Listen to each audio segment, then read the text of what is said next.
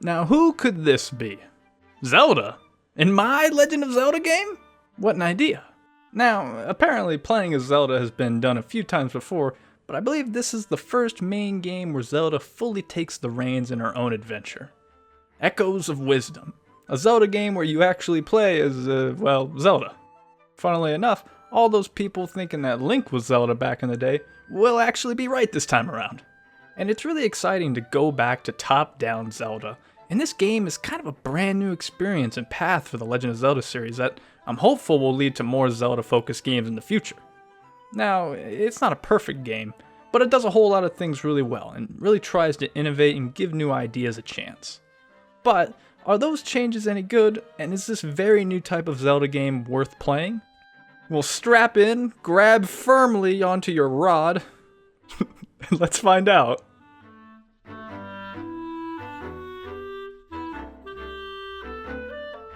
To get things started off, the game is based on the new Link's Awakening game, so the general feel and vibe remains the same. So if you played that one, this one will seem very familiar. Also, the game is another remake of Link to the Past.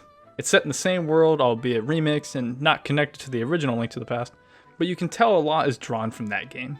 The layout is very similar, certain landmarks remain, but like I said, the game is very much its own and includes many new additions.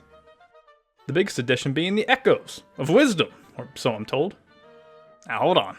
Before we get into that, I just want to get it out of the way now that the game's performance is not great. You'll encounter a lot of frame drops, particularly in the overworld. Interiors though are very stable and smooth, but the minute you walk outside it's back to laggy and not so smooth gameplay, and it's incredibly jarring. Not only that, but the game even crashed on me once. I couldn't believe it. It blew my mind that a Zelda game, one of Nintendo's premier series, could be released in such a state. Reminds me of another huge disappointment. Anyway, it's extremely disappointing and completely unacceptable. I know it's never gonna stop. These companies are gonna keep releasing games before they're ready, I know. But I'm never gonna stop being mad about it either. So now that that business is dealt with, let's get into the good stuff. The Echoes of Wisdom and something. So where was I? Ah yes, the biggest addition being the Echoes of Wisdom. Echoes are at the heart of everything in this game. The whole game revolves around them. You see, in this game you don't play as Link, so you don't get no sword all the time.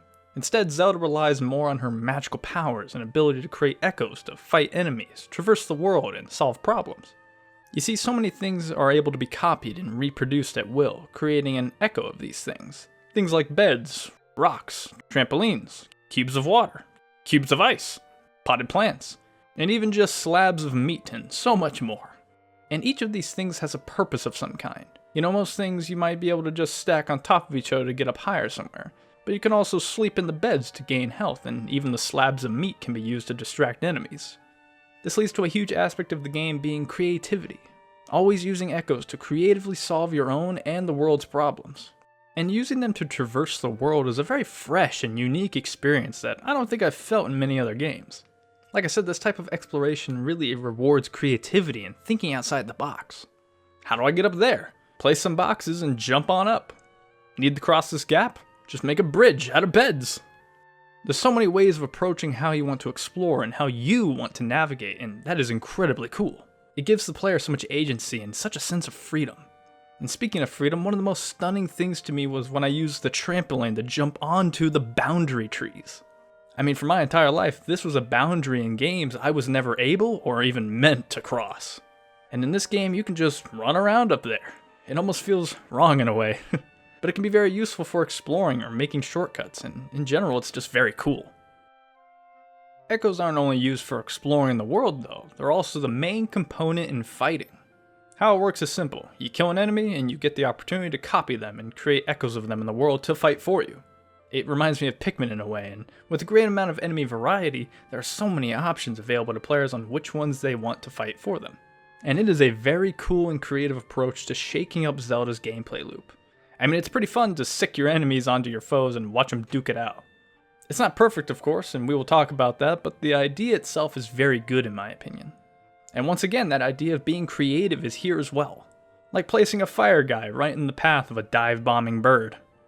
Additionally, many enemies and bosses require creative use of echoes in order to defeat them, like using flying echoes to hit guys that are higher up, or using electric echoes to weaken a boss. Now, the developers haven't fully abandoned the old way of playing, as there is a sword fighter form for Zelda, which basically just turns her into Link for a short while. It plays the exact same as you'd expect a 2D Zelda to play, but you don't get long in this form for much of the game. You can't create echoes in it, and recovering the energy to enter it can be kind of tricky, so I often didn't find myself relying on it too much. Which is a good thing. I mean, this is Zelda's game after all, not Lunk's. Now, therein kinda lies the problem. You aren't Lunk, as thus the gameplay runs into some snags. Combat can become very tedious and tiresome after a while, and I think a lot of that, for me at least, comes down to boredom or lack of stimulation. You see, with a sword, you gotta get up close and personal with your foes, so attacking them also opens you up to being attacked. But here in this game, you can just spam echoes infinitely and run to safety. You yourself ain't actually doing any of the fighting, and that can be kinda boring. Furthermore, the enemy AI remains the same in the echoes, so often you'll see your guys failing to kill enemies, slowly lose track of who they're attacking, or even just blatantly miss targets. It can be really frustrating when you're just sitting there waiting for your guys to finish off someone. During the first couple hours of the game, the combat is fresh and fun, but slowly I began to miss taking an active part in it all.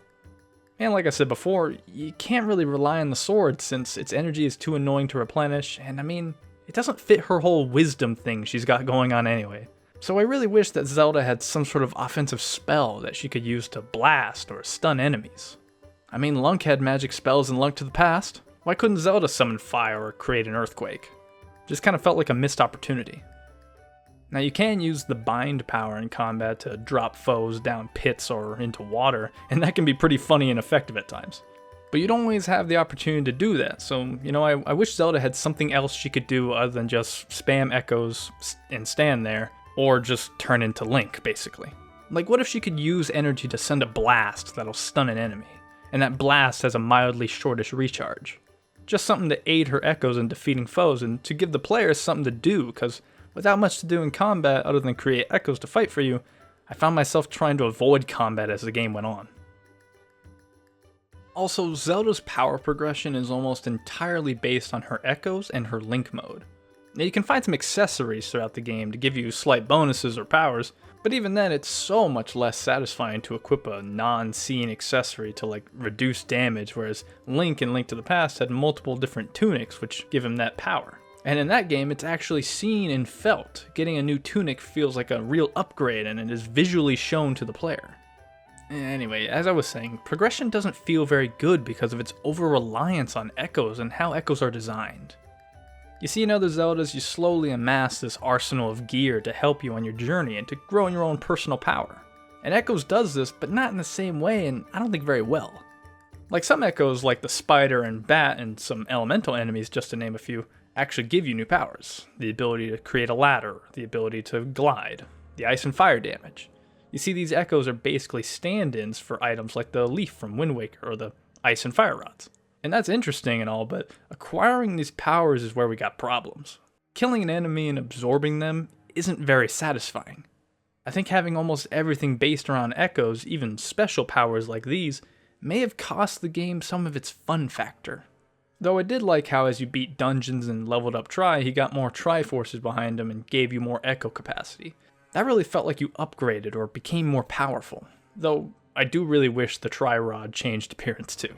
Just to give the player some sense of progression and that they were evolving and getting stronger. Obtaining the Master Sword in the previous games is always such an epic moment, because there's no going back. It's a really good level up kind of moment in these games. But I never felt that in Echoes. Finally, I didn't find collecting the blue rocks to upgrade your Link mode to be very satisfying or fun at all. I think the game would have benefited highly from having a select few upgrade stones that you could find in dungeons or in hidden areas throughout the world. It would have been more meaningful to find them, in my opinion, if that were the case. So anyway, to bring it all together, I didn't find the power progression very fun or satisfying in this game, unfortunately. Now, as for the world itself, it's very good. I feel that the design of it was very well done, and not only that, but it is extremely pretty. Jabul, whatever, waters, especially stuck in my mind as one of the most pleasing to look at areas of the game. Additionally, the world is jam-packed full of details. Things like birds enjoying themselves on trees and butterflies fluttering about. And interiors especially are fully personalized and incredibly detailed. Like in Link's house, you can see a picture of an owl, a subtle nod to the previous Zelda games. Now obviously this kind of stuff doesn't add much to the game, but for me it shows that the devs really cared and went the extra mile to make their game as pleasing as possible, and that's worth a lot. Now the world is kind of semi-open world. Like you can't go everywhere whenever like in Breath of the Wild, but the game does give you some choice as to where to go first. Like at the beginning you can explore either the Gerudo Desert or the Jabul Waters. Yeah, whatever. There are also so many hidden things throughout the world. It is a Zelda game after all, so you'll probably find it a treat to explore the world in search of hidden areas, caves, heart pieces, and all the new additions to this game. Even these new stamp collectibles were fun to hunt down, mostly because of how weird and silly the stamps looked. Like, why does he look like that? He kind of looks like the Katamari guy.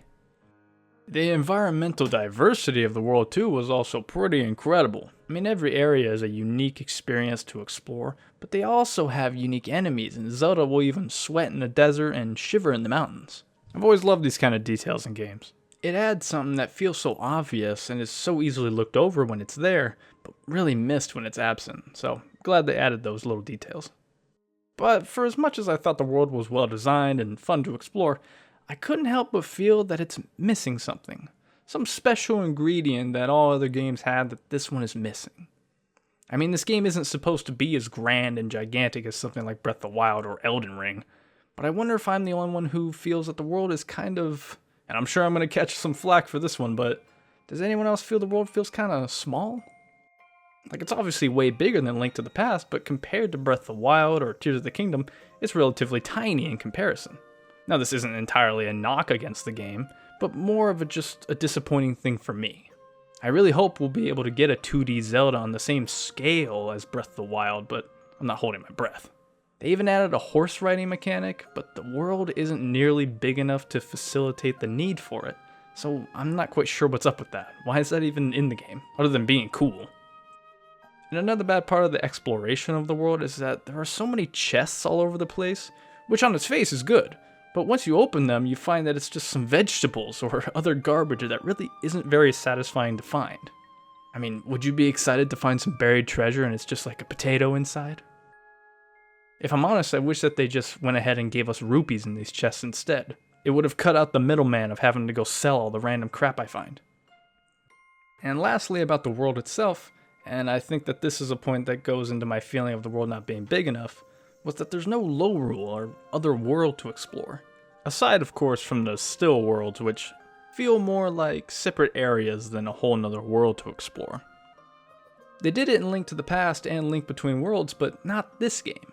I'm not necessarily saying that I'm knocking this game for not having it, but I am saying that the other world really fleshed out those games and made playing them a much more interesting experience. So I was pretty disappointed that Echoes didn't include one of its own, or have just one gigantic world. And I mean, it would have fit really well in my opinion. You know, there could have been all sorts of Lorule style items and enemies to collect as Echoes to bring back to the normal world. A missed opportunity to be sure, in my opinion. Now enough about all that griping and bad stuff, let's talk about the dungeons. They have to just be perfect, right? Right? Let's start with the good. For one, they are all really pretty and very fitting to the environment that they're found in. And the story build-up to entering them was pretty good most of the time and had some really funny moments. And the bosses too, for the most part, were pretty fun and well designed, I thought. Especially the Link fights, as they were a good opportunity to see how Zelda's playstyle stacks up compared to Link's. And beating the regular bosses required good and creative use of Echoes, as well as using the sword fighter form, so it felt good using your whole arsenal against them. And I enjoyed the puzzles for the most part. They were pretty easy, but fun. And that's basically all the good I can think of. To be honest, the dungeons felt really linear. Almost as if I was walking in a straight line a lot of the time. They made the dungeons feel extremely simple and easy, which is not something I really want from my Zelda games. And the fact that there's no dungeon item makes sense since Echoes do everything, but I can't help but feel that robbed the dungeons of a feeling of importance or epicness.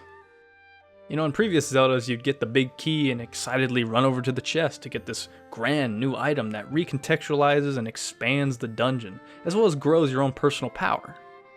But in Echoes, that isn't present, since there are no dungeon items, and much of the time you already have the echo you need to progress through the dungeon. So not only were the dungeons too easy and simple, but the no item was just the last nail in the coffin for their fun factor. And the final boss was an absolute disaster. Other bosses required at least some thought and creativity to beat, like the mole moss. You could place rocks or statues in his path and he'd run into them and give you an opening to attack him. Or the Hebrew mountain boss needed you to use both fire and ice echoes to defeat him. But the final boss is nothing but an echo sponge, it felt like to me. Just keep spamming echoes for highest DPS to win. And I expected some sort of trick or special echo to take him down, but nope, just spam my 2 strongest echoes to win. He still had glowy bits, you know, the universal sign of a weak spot, but he took so much damage I questioned if it even mattered to attack them. The water phase needed fish echoes to do damage, so that was kind of fun, but once phase 3 starts, it's just back to the highest DPS, and it was just kind of boring and mind-numbing. The fight itself too took like 15 minutes, which is way too long. And the fact that I wasn't having fun fighting him just made the experience that much worse. And probably the worst part of it all is that they take away your sword for the final boss. This powerful thing that you've used for the whole game and spent many hours upgrading is taken from you right at the end? Why? Now that's just straight up bad game design. That is an awful mistake. I get why they did it. I mean, what's Link gonna use? His stick from earlier? Probably not, but regardless, you can't just strip away an important gameplay aspect that the players have used now for 20 hours right at the end. You go through the dojo, getting the useful accessories for it, you search the world for those blue rocks to upgrade it, and then it's swiped away from you right at the very end? Speaking frankly, with how bad that final boss was, and the fact that they stole your sword, made for an incredibly disappointing way to end the game.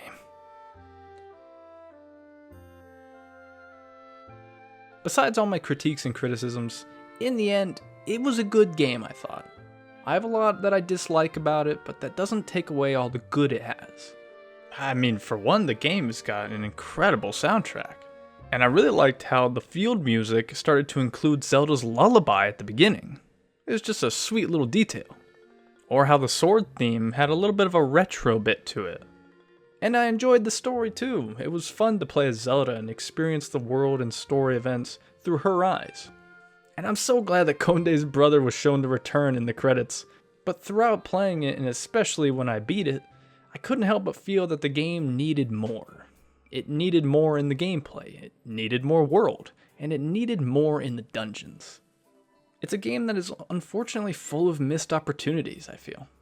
But I am very happy that we finally got the opportunity to play as Zelda and all that that entails. And I am very happy that the developers tried all sorts of new things and tried to do something with Zelda that hadn't been done before. Anyways, I appreciate you sticking to the end. And hey, if you have any thoughts you'd want to share about the game, please feel free to let me know in the comments. Do you agree? Disagree? Have something else to share? Just want to say hi? I wouldn't mind that, to be honest. Or maybe strike up a dialogue with someone else in the comments about it. Again, thanks for sticking with me to the end, and I'll see you next time. Thanks, everyone.